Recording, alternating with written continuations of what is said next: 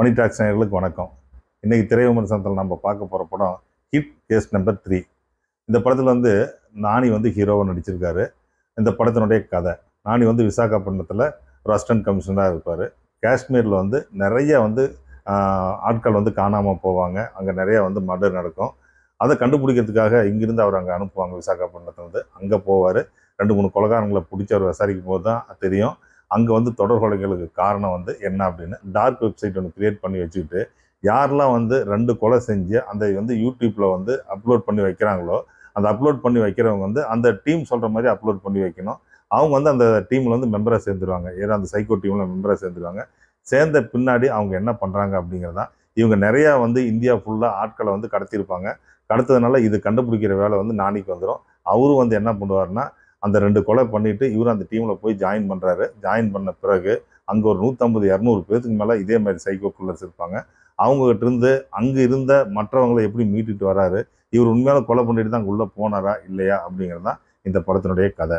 இது வரைக்கும் பார்த்தீங்கன்னா தமிழ் சினிமாவில் நிறைய போலீஸ் ஸ்டோரி பார்த்துருப்போம். அந்த போலீஸ் ஸ்டோரியில் யாரும் தொடாத ஒரு லைன், இந்த காலகட்டத்துக்கு தேவையான ஒரு லைனை இந்த படத்தினுடைய டைரக்டர் ஷைலேஷ் எடுத்திருக்காரு.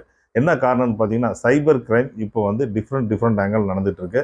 அது நம்ம யோசிக்க கூட முடியாது இப்படிலாம் நடக்குதான்னு. இதில் ஒரு ஆங்கிள் எடுத்திருக்காங்க. இப்படி நடக்கிறதுக்கு வாய்ப்புகள் இருக்குது அப்படின்னு சொல்லிட்டு நிறைய நடந்திருக்கிறதுக்கான எவிடன்ஸையும் காட்டுறாங்க.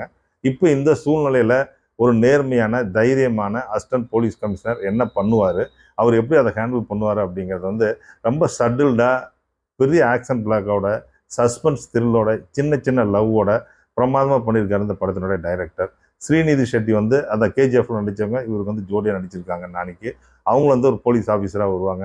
இந்த லவ், இந்த காதெல்லாம் கரெக்டான இடத்துல வச்சுருக்காங்க. கரெக்டாக புரியிற மாதிரி வச்சுருக்காங்க. அந்த படம் ரொம்ப ராவாகவும் போயிடக்கூடாது அப்படிங்கிறதுக்காக எந்தெந்த இடத்துல தேவையோ அந்த இடத்துக்கு வச்சுருக்காங்க. கடைசீட்டில் கிளைமாக்ஸில் இந்த படத்தில் ஒரு கேமியோ ரோலில் அசிஸ்டன்ட் கமிஷனர் நம்ம நடிகர் கார்த்தி வராரு. சூர்யாவுடைய தம்பி வராரு. அவர் இந்த படத்தை முடிச்சு வைக்கிறாரு. அடுத்த கேஸ் 4க்கு உண்டான லீடிங் கொடுத்துட்டு போகிறாரு. சரி, ஓகே. இந்த படத்தினுடைய ஹீரோ நானி. நம்ம தமிழ் சினிமாவில் பார்த்தீங்கன்னா ஹீரோக்கள் போலீஸ் ஆஃபீஸர்ஸாக நடிக்கிறாங்க அப்படின்னு பார்த்தீங்கன்னா நிறைய உடம்பு எல்லாத்தையுமே எக்ஸசைஸ் பண்ணி பில்டப் பண்ணி உடம்பு ஃபிட்டாக வச்சுருப்பாங்க. அதை நம்ம பார்த்தாவே தெரியும் இந்த ஹீரோ அடுத்த படத்தில் போலீஸாக நடிக்கிறாருன்னு. ஆனால் அந்த மாதிரி எந்த ஒரு மெனக்கடலும் இல்லாமல் அவர் அந்த நடிப்பில் மட்டுமே கரெக்டாக நானி ஃபோக்கஸ் பண்ணியிருக்காரு. ஒரு அசிஸ்டன்ட் போலீஸ் கமிஷனர், அவர் கண்ட்ரோலில் நிறைய பொண்ணுங்க காணாமல் போகிறாங்க, ஆட்கள் காணாமல் போகிறாங்க. அப்போ அவருடைய ஃபீலிங் எப்படி இருக்கும், கடத்திட்டு போனவன் யார் அப்படிங்கிற அந்த இடத்துக்கே போன பின்னாடி அவர் அங்கே எப்படி ஹேண்டில் பண்ணுவார் அப்படிங்கிறத, அவருக்கு உடலில் பலம் இல்லாத மனசில் மட்டுமே பலம் இருக்கிற மாதிரி அந்த சீனையும் அவர் பெர்ஃபார்மன்ஸை வெளியே கொண்டு வந்ததுக்கு ரொம்பவே நல்லாயிருக்கு. இந்த படத்தில் சமுத்திரக்கனி மாதிரி சின்ன ரோலில் நிறைய ஆர்டிஸ்ட்டுங்க நடிச்சிருந்தாலும் நம்ம மனசில் நிறைய நிற்கிறது யாருன்னு பார்த்தீங்கன்னா நானி தான். அதுக்கு காரணம் என்னன்னா அவரோட பெர்ஃபார்மன்ஸ். அதை பார்த்து நம்ம ரசிக்கிற மாதிரியே பண்ணியிருக்காரு. ஒரு இடத்துல பார்த்தீங்கன்னா அவர் சொல்லுவார், எனக்கு பலமே தைரியமே என்னுடைய போலீஸ் யூனிஃபார்ம் தான்.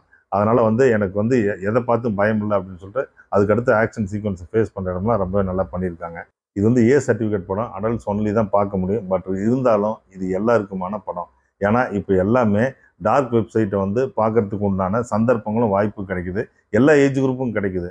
அவங்க அதில் லாக் ஆகிடக்கூடாது, அதில் அவங்க போயிடக்கூடாது அப்படிங்கிறதுக்கு ஒரு சின்னதாக ஒரு விழிப்புணர்வு மாதிரி இருக்குது இந்த படம். அப்படி போயிட்டா அங்கே எப்படி அவங்க போலீஸ் அதிகாரிங்க அதை ரெஸ்கியூ பண்ணுறாங்க அப்படிங்கிறத ரொம்ப சஸ்பென்ஸ் த்ரில்லோட சொல்லியிருக்காங்க.